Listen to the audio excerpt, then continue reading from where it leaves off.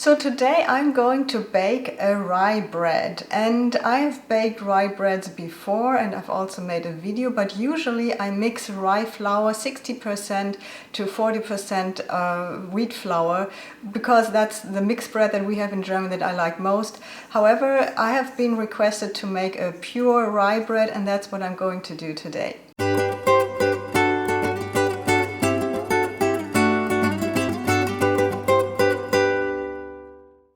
In order to bake a rye bread, I will need some sourdough starter, and if you do not have a sourdough starter yet, I will show you exactly how to get one, how to make one yourself. You will have to be a little bit patient, it takes a couple of days. There is a video for that, and you will find this up here somewhere, left or right, not sure, and can see what steps you have to do to get a sourdough starter. And the sourdough starter that I already have, I will use now to make a sourdough. That sourdough then later will go into the bread dough, okay? So to start, I have 270 grams of rye flour. And if you wonder if you have to take the light or the darker rye flour, I'm glad if I can get rye flour at all. So I'm not picky about that, and I think it doesn't really matter. I'm also adding 300 milliliter of water, and this water is at a certain temperature of 50 degrees Celsius, which is 122 degrees Fahrenheit. So I'm adding this to the flour, and I'm also adding 6 grams of salt. Okay, I'm mixing this now.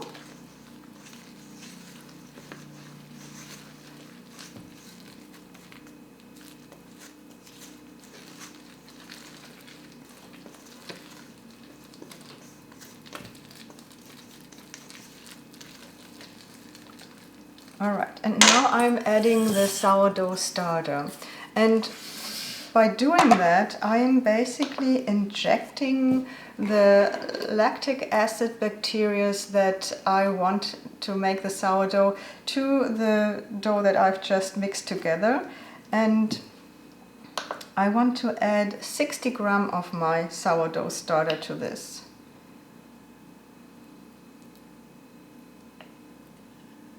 Just a little more.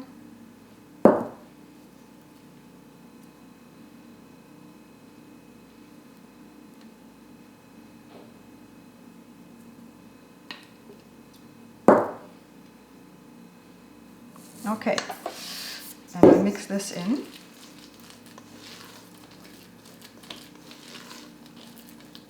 And this is becoming the sourdough in the next 18 to 24 hours, maybe less.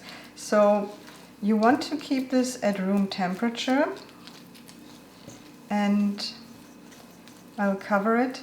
And you should watch out for this sourdough to become ripe. So what that means is it should double its size. Once it has doubled its size, it will be ready to be used for the bread.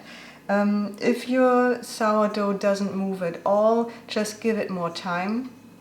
If it has doubled and then sunken in again, it has become overripe. So check in every now and then. Even if it has fallen in again and it's not that large anymore, you can still use it. It will probably not make your bread rise enough, so you should add a little bit of yeast to help this dough to rise. Other than that, it will probably taste a little more sour than you want it to. So keep an eye on your sourdough in between and check if it has already reached the desired height. If it's double the size, that's what you want. Okay, so I will cover this, I will set this aside, and I will be back tomorrow. Now the next day I have a very nice sourdough. You can see it here. It's foamy and it has risen, is that correct? Risen, raised, something like that, and doubled its size. It looks very good, it smells very good. And now to prepare the bread dough, I need 300 grams of rye flour, 7 grams of salt, I need 24 grams of honey, and 162 milliliters of boiling water that I will fill in there in a little bit. I also use some yeast here today. Usually this recipe doesn't need yeast, but if you have a very young sourdough starter like I have, I just made that starter, it doesn't have the power that it needs to really work on that bread. So I boost this a little bit with 3 grams of yeast, and I recommend if your rye sourdough starter is very young, very fresh, and you haven't used it several times, weeks, months, whatever, put a little bit of yeast in there. I know there will be some objections to that, but you must know that every sourdough and sourdough starter already contains some wild yeast. So it's not a big deal to add a little bit of yeast to that. It's just natural to have yeast in this bread, and I just add a little more. Before I now start to make the dough, I need to take some of my sourdough for my next starter, and there are different ways to do this. You see me in a different rye bread video where I put just the amount of sourdough that I took from my starter right back into the jar with the starter. This time I want to show you a different version where I basically, it's like feeding the sourdough starter. So I take like a tablespoon of my sourdough and I add 100 milliliter of warm water. By the way, if your water in your area is with chloride, I think it is, you should definitely use filtered water.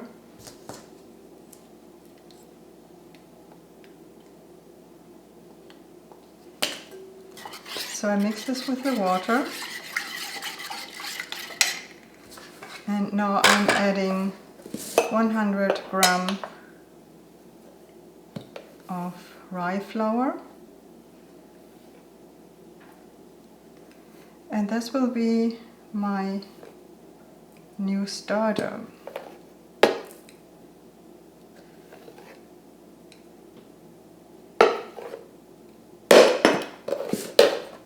Okay, I mix this, and this goes on the countertop now for a day, and then it goes into the jar and in the fridge for the next rye bread that I will bake.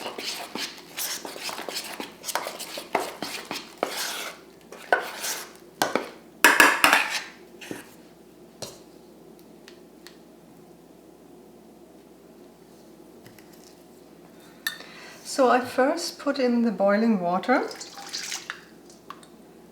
and then I'm adding the flour.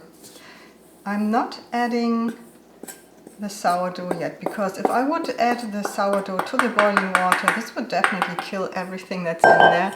We don't want that, so that's why I have this on top.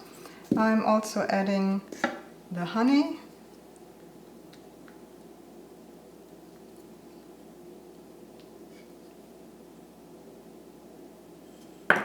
and the salt,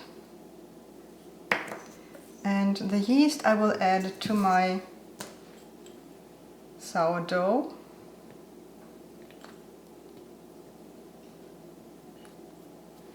Mix that in a little bit.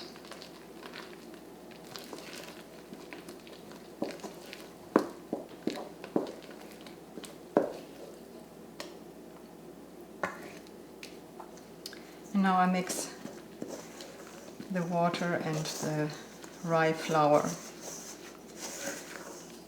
And you see it's very dry. Don't worry about it. Once I add the sourdough, it will be with the right consistency. So let me add this now.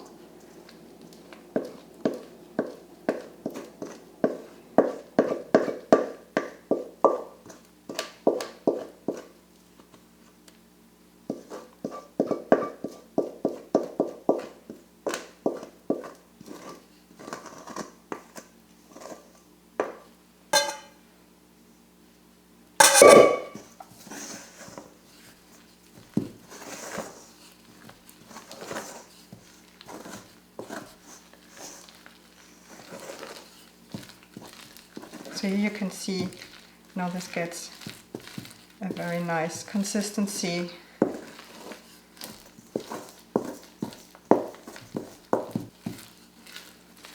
And you should mix this well until you don't see any flour on the bottom or anywhere.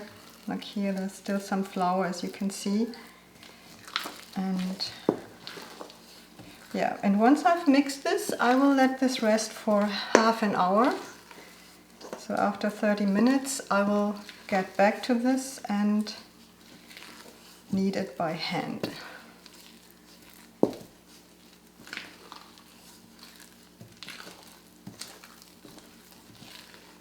And you actually don't need a mixer for this, since rye flour doesn't really contain gluten. We can't do what we usually do when we bake bread. Usually we want to get the gluten out of the flour and make like a elasticity in the dough by that. We can do that with rye bread because, as I said, there is basically almost no gluten in the rye flour. And that is one of the reasons why we need the sourdough for rye bread. Okay. All right. Now I will put this aside, as I said, for half an hour. I also cover my new sourdough starter. If you want to learn more about sourdough starter and about sourdough, how to feed it, how to keep it, read more about this on my blog. And yeah, I'll see you in 30 minutes. Okay, and after 30 minutes, it's now time to knead and shape this dough. For that, I put a little bit of flour on my board. And this is going to be a very sticky thing, so just be warned that you will get your hands dirty. And I highly recommend that you clean all the tools and bowls as soon as possible. It's like concrete after like half an hour. So I just used the time when this dough was resting to clean everything that I've used so far. I recommend doing the same. Okay, so let's get a little bit of flour on my hands. And so the way I'm kneading and shaping this now is I take the dough from the top and I put it all the way, flip it over, let's say that, and then I turn it, and it's very sticky, and flip it over. Let me use a little more flour here.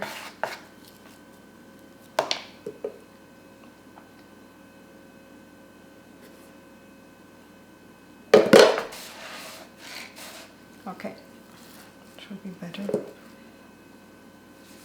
Okay, so flip it, press it down, turn it, flip it, press it down, turn it, flip it, and so on. I do this for a little bit. Okay.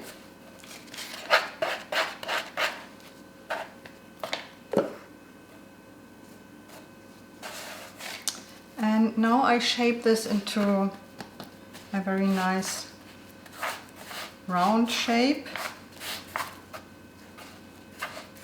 And it doesn't have to have a very smooth surface or anything like that. This bread is known for cracks and it's very rustic. That's good enough. And now I put this into this basket, this proofing basket, and I've put quite an amount of flour into this basket because of the sticky dough, so that's very important. And I just place it in here. And now this has to rise for about an hour. And after letting this rise for half an hour, I will turn on the oven to 485 degrees Fahrenheit, which is 250 degrees Celsius. And I will preheat the oven with the baking sheet inside. Okay, so I let this rise now, and I'll be back in a blink of an eye. Now this is an hour later, and you can see that the dough has about, I think, increased like half its size. And that's okay, that's as much as it needs. And it's now time to put it into the oven. I've preheated the oven to 250 degrees Celsius or 482 degrees Fahrenheit. Now I'll get the baking sheet out of the oven now and put the dough onto the baking sheet. Okay, now just put it on this like this, and the flour on top is totally okay.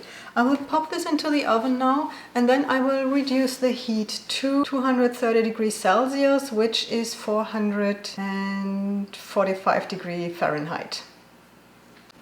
So this is my finished bread. I prefer to have it a little darker. If you want it less dark, you can remove it from the oven earlier than that. But look at this pretty bread. This has the characteristics of this rustic rye bread that you probably know from store-bought bread or from pictures maybe only, who knows. I will have to let this cool now completely. If I would start and cut it before it's completely cooled, this bread would lose its moistness. So I recommend you to always let the bread completely cool. And with rye bread or sourdough bread in general, I would recommend to wait another day before you cut it and eat it. It has more taste, it has a better taste. Actually, the taste of a rye bread, of a sourdough bread, it always changes every day, and it's interesting to taste and to find out what's it like today, and I really love that. So the best is really to wait one day before you cut it open and eat a slice. But if you're like me, you're probably tempted to eat it right away.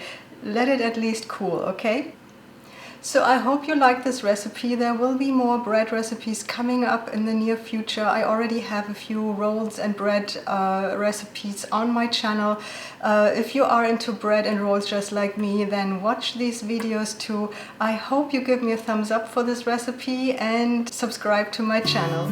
Thanks for watching.